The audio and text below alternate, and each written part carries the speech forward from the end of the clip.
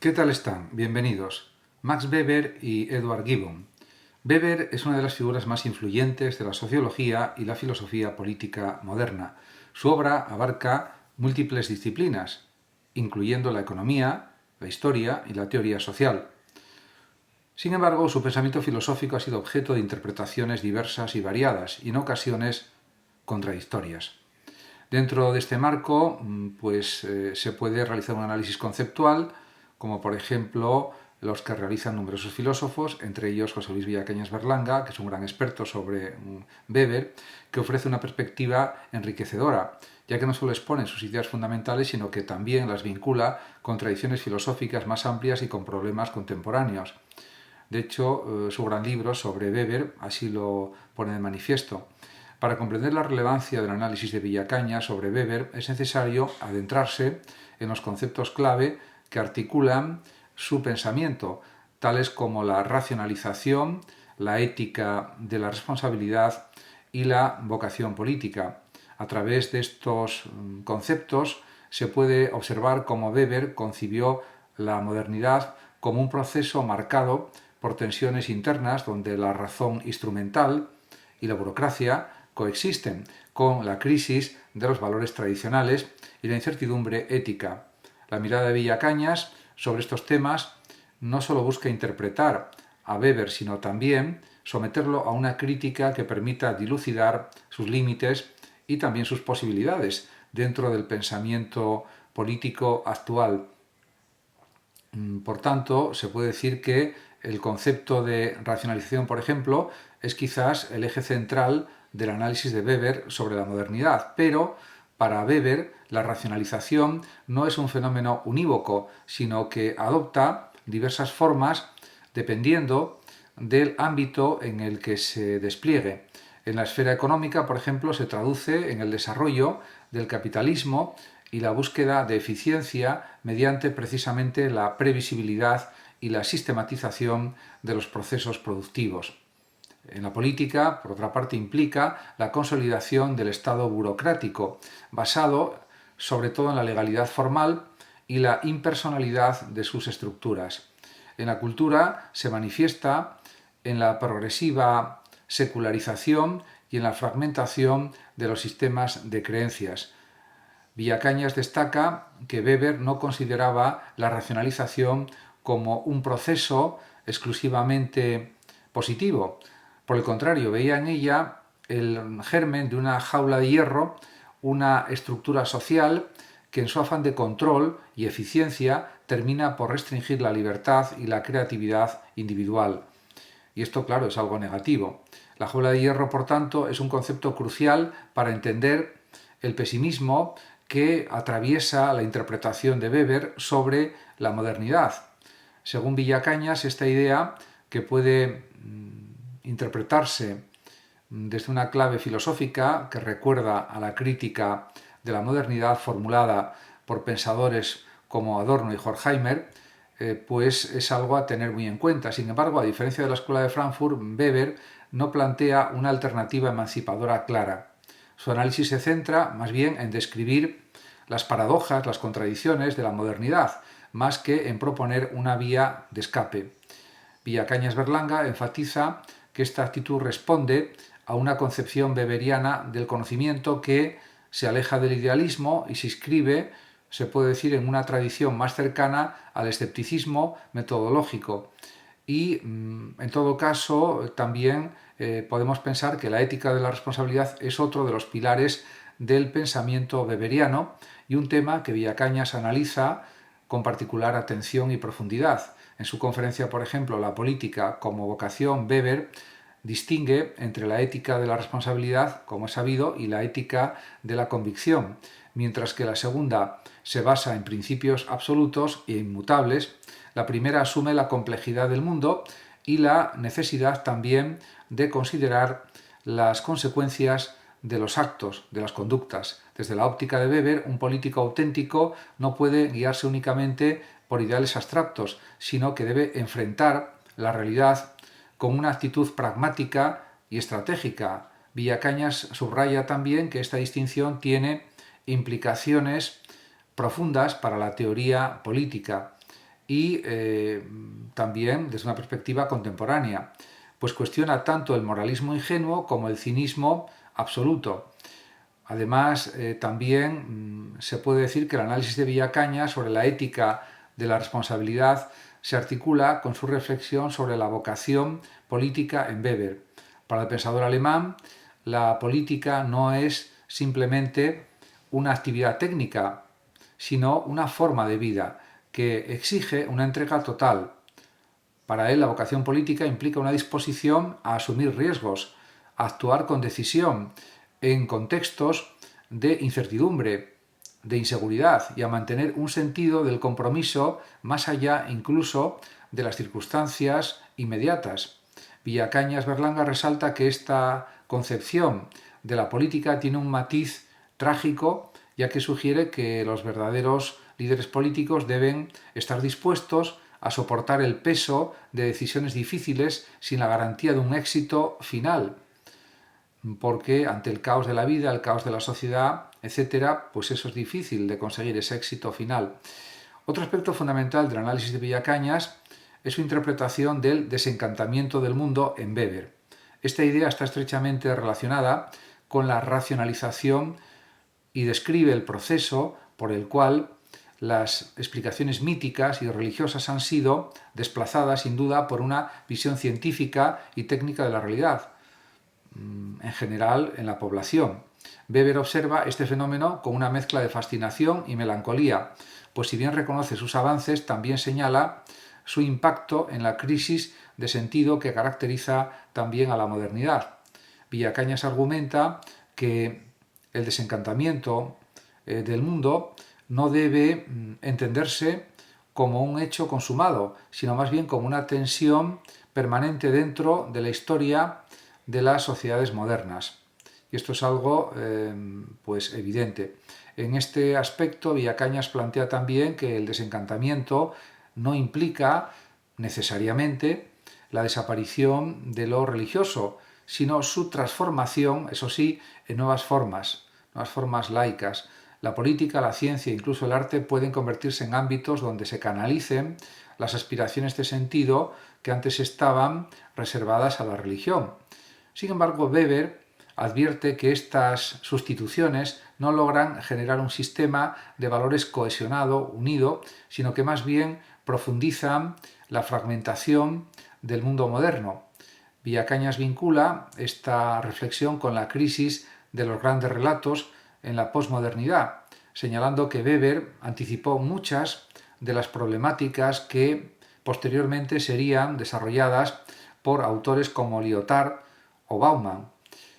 Además, también pues el análisis conceptual de Weber, realizado por Villacañas, también presta especial atención a su concepción del carisma y su papel o su función en la legitimidad del poder. Weber identifica tres tipos de autoridad: la tradicional, como se sabe, basada en costumbres heredadas; la burocrática, sustentada en normas impersonales; y la carismática, que se apoya en la excepcionalidad de un líder. Villacañas destaca que el carisma es un elemento disruptivo dentro del orden racionalizado de la modernidad, ya que introduce un factor de imprevisibilidad y de movilización emocional que escapa a los mecanismos institucionales. Esta dimensión del pensamiento de Weber sigue siendo relevante en el análisis de los liderazgos contemporáneos, incluso, donde figuras con un fuerte componente carismático han desafiado las estructuras políticas tradicionales de poder, de gobierno, y las han superado. En conclusión, el análisis de Villacañas sobre Weber nos ofrece una lectura profunda y muy matizada de un pensador fundamental para entender la modernidad, a través de conceptos como la racionalización, la ética de la responsabilidad, el desencantamiento del mundo y el carisma, y otros muchos más. Villacañas muestra cómo Weber no solo diagnosticó las tensiones centrales de su época, sino que también anticipó claramente muchas de las dinámicas que siguen definiendo la política y la sociedad actualmente en pleno siglo XXI. Más que un simple expositor de las ideas weberianas, Villacañas es un profundísimo pensador que las somete a una revisión crítica con una gran erudición que permite iluminar tanto sus alcances como sus limitaciones. Por tanto, su enfoque filosófico no se limita a una interpretación académica, sino que la sobrepasa, ya que busca dialogar con los problemas actuales, manteniendo viva la relevancia del pensamiento de Weber en el siglo XXI. A partir de ahora comentaré algunos aspectos sobre el pensamiento de Edward Gibbon, este gran historiador que ha destacado como también un gran pensador. Y a modo de introducción hay que decir que Edward Gibbon, que nació en 1737 y murió en 1794, es uno de los historiadores más influyentes de la Ilustración y autor de Historia de la decadencia y caída del Imperio Romano, una gran obra que tuvo una gran repercusión. Además es una obra monumental que, además de narrar con detalle la historia del Imperio Romano, desde su apogeo hasta su desintegración, desarrolla un análisis filosófico, político y moral sobre la naturaleza del poder, la religión y la civilización. Gibbon encarna el espíritu ilustrado, racionalista, crítico y profundamente escéptico respecto a las instituciones y también respecto a las ideologías que distorsionan la razón humana. Además, también su legado no se reduce a la historiografía, sino que abarca la reflexión filosófica sobre el destino de las civilizaciones y las dinámicas también que conducen a su auge y caída. Su estilo literario es refinado y su rigor documental lo convirtieron en un referente no solo para los historiadores, sino también para filósofos, políticos y pensadores de diversas disciplinas. Y de hecho fue muy comentado en cuanto a sus obras, en cuanto a sus escritos, tanto en el siglo XVIII como en el siglo XIX, siglo XX y actualmente. A partir de ahora comentaré algunas cuestiones relativas a su pensamiento, a su concepción del progreso, su visión de la religión, su interpretación del declive del Imperio Romano y también sus implicaciones filosóficas sobre la historia y la naturaleza humana. En este aspecto, hay que indicar que realmente Gibbon es un pensador ilustrado, un pensador en su tiempo. Y en este sentido, para comprender la obra de Gibbon, debemos situarlo en el contexto de la Ilustración del siglo XVIII. Fue contemporáneo, por ejemplo, de Voltaire, Montesquieu, Hume y Adam Smith, compartiendo con ellos una fe en la razón, la crítica también a las instituciones religiosas y una visión del progreso humano que, si bien optimista en algunos aspectos, no estaba exenta de matices también pesimistas. Y en este sentido, a diferencia de Voltaire, cuyo tono satírico es más mordaz, y de Hume, cuya filosofía escéptica lleva al empirismo radical, Gibbon representa una síntesis. Su análisis es racionalista, pero profundamente documentado. Su crítica a la religión es irónica, pero sustentada en una base experiencial, en una base empírica. La visión del progreso de Gibbon humano no es lineal ni triunfalista, sino cíclica y plagada de contingencias, que es lo propio de la historia. Gibbon no se contenta con describir los hechos históricos, busca también explicarlos a la luz de los principios de la razón y también de la experiencia. En este aspecto es un precursor de la historiografía moderna, alejándose de las narraciones providencialistas y de los relatos míticos para ofrecer en cambio una historia basada en causas naturales, sociales y políticas, especialmente. Además, también no hay que olvidar que en su libro sobre la decadencia y la caída del Imperio Romano, en cuanto a las causas y consecuencias, el propio Gibbon realiza un análisis detallado del declive del Imperio Romano, pero va más allá de una simple crónica. Gibbon se pregunta, ¿por qué cayó Roma? Y más aún, ¿qué lecciones podemos extraer de esta caída para entender el destino de otras civilizaciones? Son preguntas muy potentes, muy profundas. Entre las causas que identifica destacan La primera, la corrupción interna. Roma no cayó por un enemigo externo, sino más bien por su propia degeneración moral y política, y también económica, habría que decir. La pérdida de virtudes republicanas, el exceso de burocracia, la corrupción de sus gobernantes y el abandono también de la disciplina cívica fueron factores determinantes en la caída del Imperio Romano.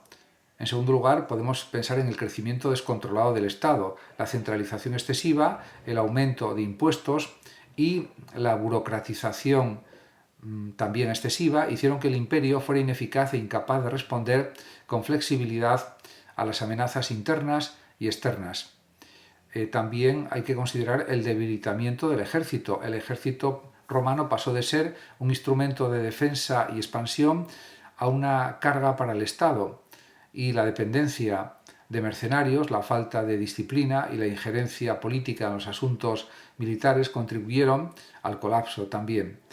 Además, también hay que valorar el impacto del cristianismo. Uno de los aspectos más polémicos de la obra de Gibbon es su análisis del cristianismo como factor de declive. A su juicio, la difusión del cristianismo debilitó la cohesión del imperio al promover una mentalidad pasiva y ascética que desalentó la virtud cívica y la disposición al sacrificio en favor de una salvación individual y ultraterrena. Además, otro punto importante a considerar son las invasiones bárbaras. Aunque no fueron la causa principal, las invasiones de los pueblos germánicos aceleraron sin duda la caída del Imperio Romano, encontrando una Roma ya debilitada y dividida internamente. Todo este tipo de cuestiones explican la caída del Imperio Romano. Y también hay que considerar la religión y el escepticismo. La mirada de un ilustrado plantea que el tratamiento del cristianismo es una de las partes que Gibbon consideró más importantes y es una de las partes también más debatidas de su obra. Aunque Gibbon no es un ateo militante, sí es un escéptico profundo respecto a la religión organizada. Su visión del cristianismo es similar a la de Voltaire. Lo considera un fenómeno humano con causas y consecuencias que pueden ser analizadas, estudiadas, investigadas racionalmente y entendidas. Gibbon sostiene que el cristianismo promovió valores que, aunque moralmente eran respetables, también eran perjudiciales, según él, para la cohesión o la unión del imperio. El rechazo a la guerra, por ejemplo, la preferencia por la vida monástica sobre la participación cívica y la tendencia a la intolerancia doctrinal que debilitó la unidad política, entre otras cuestiones. Su estilo, sin embargo, es sutil, no ataca el cristianismo de manera frontal, sino que lo socava con una ironía refinada al estilo de los filósofos ilustrados. En varios pasajes de su obra, la aparente admiración por los mártires cristianos se convierte en una crítica velada a su fanatismo y también a su sectarismo. Además, este enfoque hizo que su obra fuera censurada en algunos círculos y que recibiera duras críticas de la Iglesia. Sin embargo, su método de análisis sentó un precedente para la historiografía moderna al tratar la religión como un fenómeno social y político, no como una verdad revelada. Como se puede observar, fue un pensador que desarrolló, diríamos, análisis que podrían ser asumidos actualmente en pleno siglo XXI. En cuanto a la historia y los ciclos y la naturaleza del poder, uno de los aspectos más profundos del pensamiento de Gibbon es precisamente su concepción de la historia. A diferencia de los historiadores providencialistas que ven en la historia un plan divino y de los progresistas ingenuos que creen en un progreso lineal, Gibbon adopta una visión cíclica. Las civilizaciones surgen, alcanzan su apogeo, su cenit y caen a menudo por las mismas razones, por un debilitamiento económico, social, cultural, político, militar, etc. Su mirada es trágica en cierto sentido. La humanidad no aprende de sus errores y las mismas fuerzas que impulsan el progreso terminan en su exceso, provocando la decadencia, la reacción contraria. En esto Gibbon se adelanta a pensadores como, por ejemplo, Oswald Spengler y Arnold Toynbee, quienes desarrollaron teorías más complejas sobre los ciclos históricos. Y también pues hay que señalar que para Gibbon el poder tiende a la corrupción cuando no se ejerce con virtud, con bondad, con coherencia, con justicia. La estabilidad política es efímera si no está sustentada también en una ciudadanía activa y en instituciones burocráticas sólidas. Esta lección, e instituciones políticas sólidas también. Esta lección no es solo válida para la Roma antigua, sino para cualquier civilización que olvide los principios que la hicieron grande. Como se puede observar, diríamos que, a modo de conclusión, la vigencia de Gibbon actualmente es enorme. Gibbon no solo fue un historiador excepcional, sino un pensador profundo cuyas ideas siguen siendo relevantes actualmente, hoy mismo. Su advertencia sobre los peligros de la corrupción política, por ejemplo, el exceso de burocracia, el militarismo descontrolado y el fanatismo religioso siguen resonando en pleno siglo XXI en el análisis de los estados modernos y de la política moderna y de los gobernantes modernos. Su método historiográfico, basado en el rigor documental y en el análisis crítico y creativo, sentó las bases de la historia como disciplina científica, y su estilo literario elegante e irónico lo convierte en una lectura no solo instructiva, sino también profundamente placentera. Muchas gracias a todos por su atención y hasta mi próximo vídeo. El que lo desee puede compartir este vídeo, darle like o suscribirse a mi canal de YouTube. Hasta pronto.